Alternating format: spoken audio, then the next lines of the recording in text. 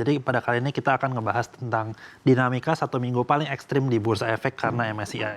Karena kita selama 1 minggu ini mengalami volatilitas yang cukup tinggi. Jadi kita akan ngejelasin nih MSCI itu pengaruhnya apa sih terhadap Bursa Efek di Indonesia gitu. Mungkin boleh di next. Jadi ini aku akan ngejelasin tentang timeline apa yang terjadi sebenarnya di MSCI ini. Pada tanggal 27 Januari, itu hari Selasa. Sebenarnya kalau misalnya kita lihat itu MSCI ngejelasin di website MSCI-nya itu, dia ngejelasin bahwa ada potensial Indonesia di downgrade ke frontier market, dan itu menjelaskan bahwa frontier market itu di bawahnya dari emerging market. Di emerging market ini kita sekarang berada udah lama banget nih. Dan kalau misalnya kita turun ke frontier market itu disamain kurang lebih sama Pakistan, sama Tunisia, sama negara-negara yang udah cukup parah lah kurang lebih gambarannya. Nah, pada saat itu concern MSCI adalah kita punya free float dan kita punya granularitas dari persentase saham di bawah 5% itu masih kurang transparan. Dari situ MSCI akhirnya memutuskan bahwa kita berpotensial untuk diturunin dari emerging market ke dalam frontier market. Nah, kemudian pas itu kan dibuka hari Selasa. Nah, hari Rabunya tiba-tiba pasar dibuka langsung minusnya cukup dalam, dan itu sampai memicu trading halt di pertengahan hari. Nah, pada saat itu sampai di level udah cukup parah sampai 8.300 waktu itu. 8.300 akhirnya trading halt, dan kemudian mengalami penurunan lagi sampai akhirnya kemarin minus kurang lebih 9%-an. Nah, di hari Kamis, hari setelahnya, itu ternyata Goldman Sachs menurunkan kita punya weightage untuk saham-saham di Indonesia. Jadi diturunin ke underweight nih. Ini akhirnya ngebuat bahwa dengan tadinya ada MSCI, terus Goldman Sachs juga turunin, akhirnya kita mengalami trading halt kedua yang di angka tuh kurang lebih 7 ribuan gitu lah. Di angka 7 ribuan, dan akhirnya itu mengalami trading halt kedua, dan itu merupakan salah satu paling ekstrim sejak 1998. Karena dalam 2 hari itu kita mengalami penurunan sebesar 16,5%. Yang sebelumnya pernah di tahun 1998 itu di angka 20%-an, dan itu pernah sampai 3 kali. Nah, kemudian setelah ada trading halt 2 kali, ini ada juga di hari Jumat tanggal 30 Januari, ternyata yang tadi rencana sebenarnya ada perombakan besar-besaran, Pak Mahendra Siregar, terus Pak Inarno, dan juga Pak Iman Rahman itu mengundurkan diri.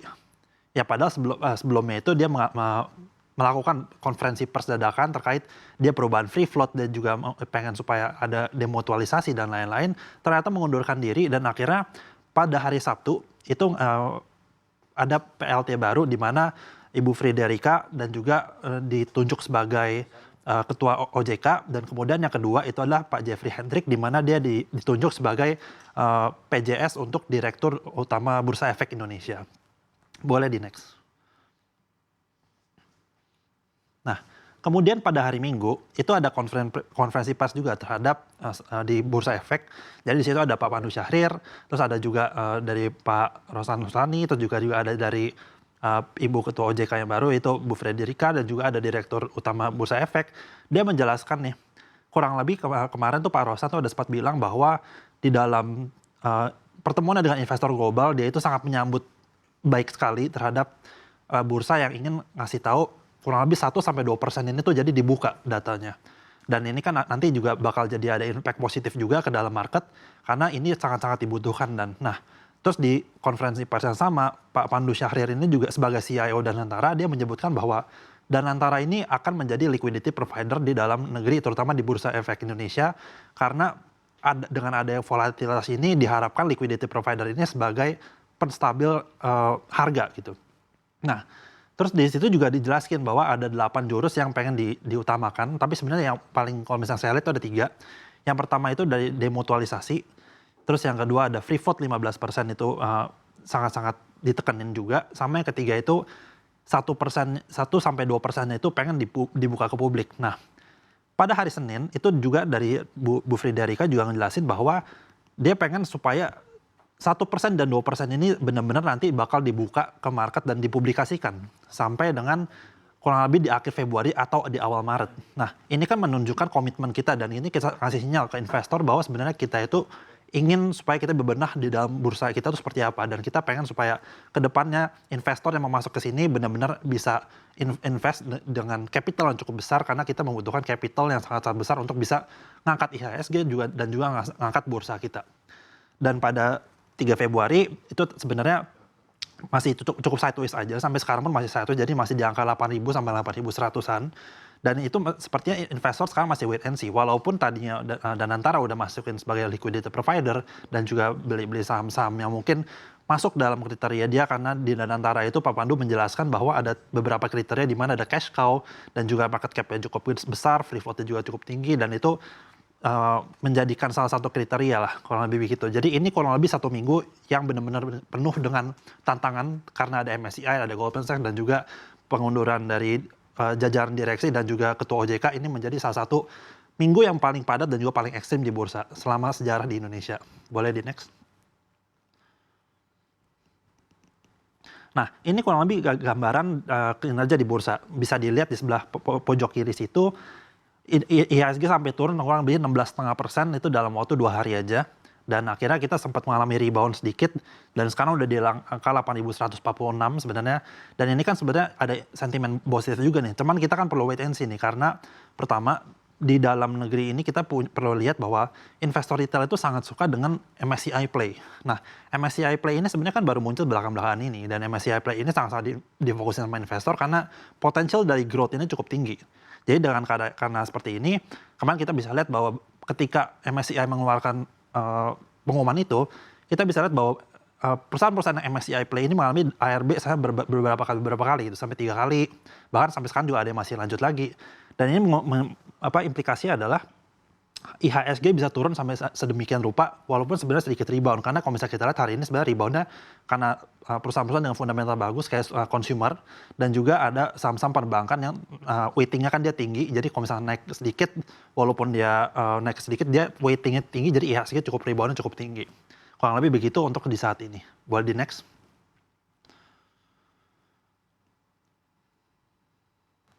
Nah, ini adalah beberapa perusahaan yang free float-nya mungkin di bawah 15% dan di atas 10%. Karena kita kan sekarang tadi dari 7,5% itu dinaikin sama OJK jadi 15%.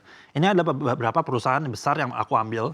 Tujuannya untuk menjelasin bahwa sebenarnya banyak loh perusahaan-perusahaan besar di luar sana yang masih di bawah 15%. Dan ini kan berarti ada pergeseran fundamental cukup tinggi dari segi regulasi kan. Kita bisa lihat dari sebenarnya ada SCTV, terus ada Mayora juga, ada Ultra Jaya, dan juga ada MIDI, terus ada Avia, ada Unilever, ada juga Mitratel, ada bank juga OCBC, terus ada Cleo juga, Barito Renewables, ada Pak Prayogo punya, terus ada Adaro Minerals juga.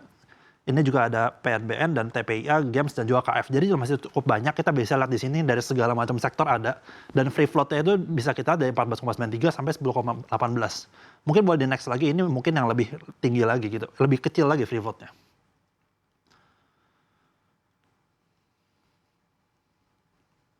Boleh di next? Oke. Ini, kemudian ada juga Bank Permata. Bank Permata itu juga di angka 9,97%. Ini jadi urutannya ada 9,9% sampai dengan 7,5%. Ini jadi cukup banyak juga. Sebenarnya total ada kurang lebih 290-an saham. Tapi ini diambil kita yang benar-benar emang kita sering dengar aja dari segi brandingnya, dari segi sahamnya. Terus ada juga Saratoga Investama, itu punya Pak Sandiaga Uno, dan juga Multiplier Teknologi, ini punya Lipo kebetulan. Terus ada Multi Bintang Indonesia juga, ada Temposcan, ada Bank Syariah Indonesia, ada Wika, itu punya BUMN. Kemudian ada MAP Boga juga, ada Bank SMBC atau yang dulu namanya BTPN. Kemudian ada Garuda Indonesia, ini juga BUMN. Ada Nippon Indonesia Corporation yang kita kenal sebagai sayur roti, dan Bank Danamon Indonesia.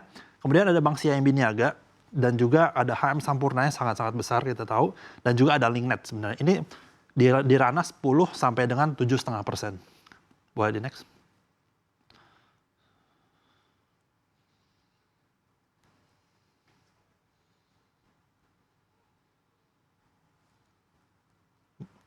Boleh di next mungkin.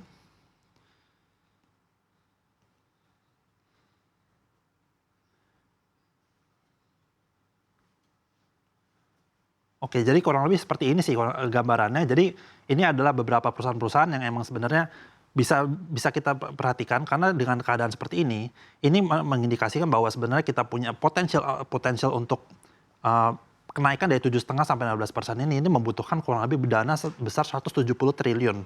Nah, ini kan sangat-sangat besar. Ini menjadikan salah satu kondisi juga di mana kita perlu benar-benar ngelihat nih, kira-kira implikasi apa nih? Bisa dari rights issue, juga bisa nanti dari mungkin dari divestasi, tapi kan ini juga nanti akan ada dilusi juga dari ownernya.